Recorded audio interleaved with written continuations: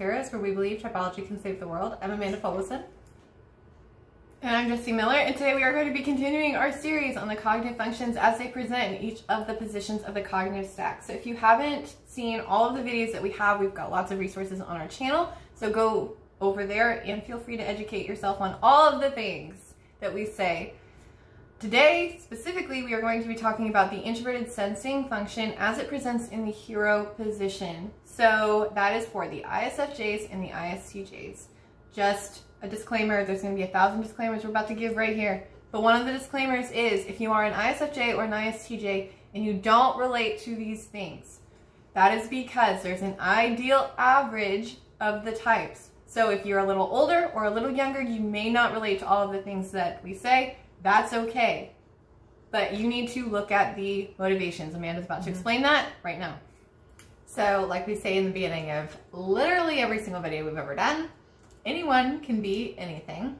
And while we do still stand by that and we wholeheartedly agree with it and believe in it, the next few videos that we're doing when we're really focusing on the function and in the placement in the stack, the whole point of it is to hone in on these behaviors that are consistent across the board with SI hero users.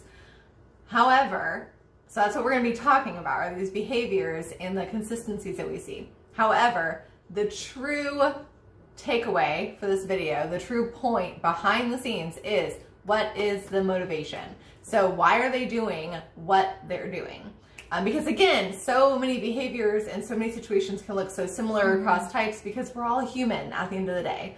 So again, we'll use the examples, but please keep in mind the motivation behind the examples that we give. So we are going to talk about what the hero position is first, and again, there's a video on that. But the hero position is the lead function. It's the one that makes up the most of your identity, and if you are a typical person who's going through an average type development, if nothing serious has happened to knock you off your journey of who you're going to be, the first function, the hero function, is the one that defines most of your identity. What I mean by that is it is the thing that you tend to do the most. So all of the behavioral stereotypes typically come from this place, the hero position. Now, introverted sensing, this is when you are pulling from your past experiences and you are relating everything that you go through as to these experiences from the past. Now, I understand that you've got extroverted intuition, and as you go throughout your life, you're not always relating it to the past. But this is something that you would typically do. That is the motivation behind that behavior. So what this can look like is relating what you're going through to something in the past. It can look like planning for the future by pulling on things from the past. It can look like verifying that you understand this because you've done it before. And it can also look for like accounting for all of the details in something because you want to make sure you fully understand the experience that you are going through. So some of the behaviors or motivations associated with the introverted sensing users, and also we should have given our disclosure, but I am not an SI. I'm the furthest from SI that you can get. And I have SI inferior, so it is, the examples that we're going to be giving are not from us. They're going to be from people we know. However, my mom, who is one of my best friends in the entire world, is an ISFJ, so I can definitely pull from her. So introverted sensors are very particular about their space, in particular about the people that they surround themselves with, because they are considerate about how their experience will impact them in the future. So if they are creating an experience or creating a system or creating, if they're an ISTJ and they're creating a system or creating any sort of activity, they are also already considering how will this impact me in the future, because they know unconsciously, even if they're not like consciously thinking this, they understand that it's going to relate to something that happened to them in the past.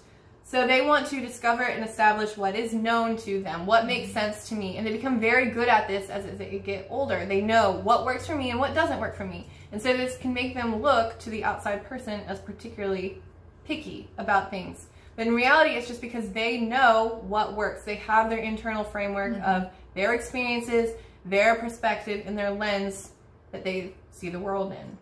Now, the reason that this means that they are not always closed-minded, because one of the stereotypes on the internet is that SI is very closed-minded, is because introverted sensing can have in their framework that they need to be open-minded. They could have a particular experience that shows them that everybody else's experience is unique to them. And so that's just something that they adopt. So SI can be very open-minded and very accepting of the lifestyle of others. That it could be their own experience, or it could even be the people who they love, who they surround themselves with. So for instance, my mother having a daughter who leads with extroverted intuition, I feel like I can see her tap into it when she discusses some of my ideas that are totally crazy, because she can, for one, and for two, she knows that that's the best way to talk about things with me. She has to kind of hit that open-mindedness when it comes to our relationship for us to have a good conversation. Because she's pulling on experiences from the past with Amanda, where she's tried to make Amanda do conventional things. And instead of saying, okay, Mom, that's a great idea, she says no.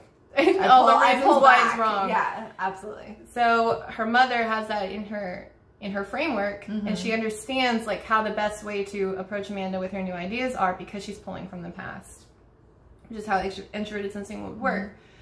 So they also have a strong understanding of time, because they're more oriented to time than the other functions. So if you ask an introverted sensor how long something will take, they're probably going to be able to tell you a whole lot more accurately than if you ask anybody else how long something will take. They're really good at understanding space, at orienting themselves into space and spatial areas. Like if they look at something, they can say, okay, this couch will fit here, versus other types who are not so great at doing that.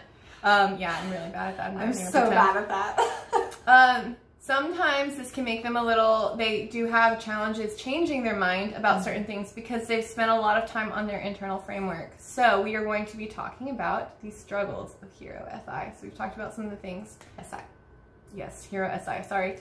They can have what's called heroic inflation, and all types can have heroic inflation. But what this means is they believe that their own evaluations are so important, their own framework, their own routine, their own structure, that they are not accepting of anything else that comes in violation of SI. Part of being a full person, or of achieving individuation, and Daryl Sharp mentions this in his book, My Life as an Elephant, which is amazing, I just finished it.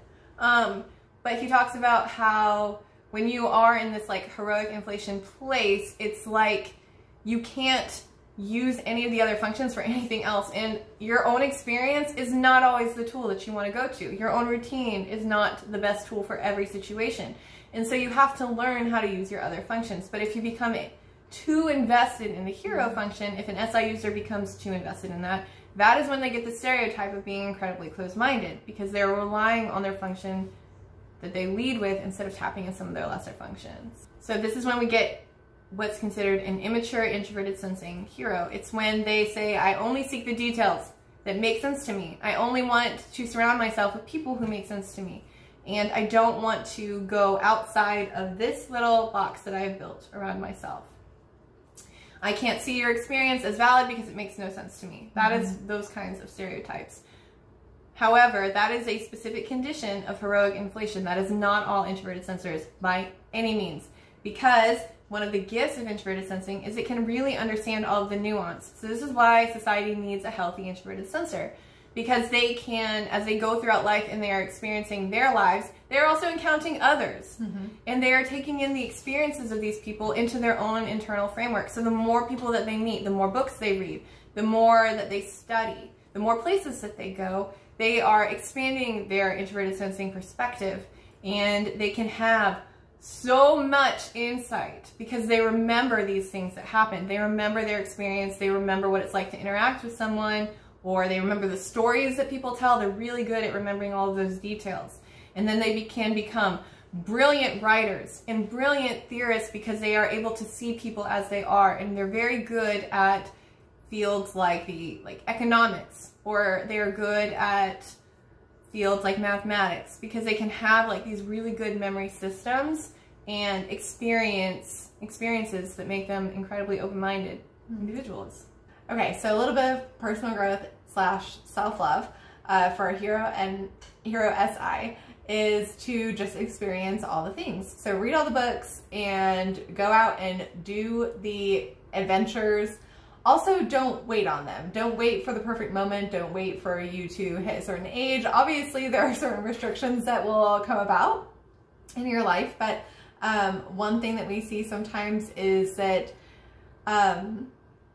ISFJs and ISTJs can have these like desires to go out and do something just totally off the wall compared to what they would be doing on a daily basis, and yet they sit on that idea instead of actually implementing it and doing it. So don't look back and regret that you didn't do something. Just go after it. You're worth it, and it'll just help you grow as a person, just like we were talking about, experiencing all these things. Because being a human is hard, and this should hopefully make it just a little bit easier. Thank you for watching our channel, and now Amanda's going to tell you what you need to do. Like, comment, subscribe, share, all the things. We're on Facebook, Reddit, Instagram, and Discord, and obviously YouTube. So if you are an ISFJ or an ISTJ and you have not, if this is your first video, welcome, and thanks for being here. But if you have not watched our very first video, welcome to Typecast Heroes, please go watch. That is where we kind of announce what Typecast Heroes is, what this whole project is, and where we've been, where we are, and where we're going. So, and then if you're interested in interviewing, go ahead and drop a comment below or shoot us a message. We'll see you next time. Bye. Let's gather around the type fire and sing our type fire song. Our MBTITYPOLOGY song. And if you feel uncomfortable, then know there's nothing wrong.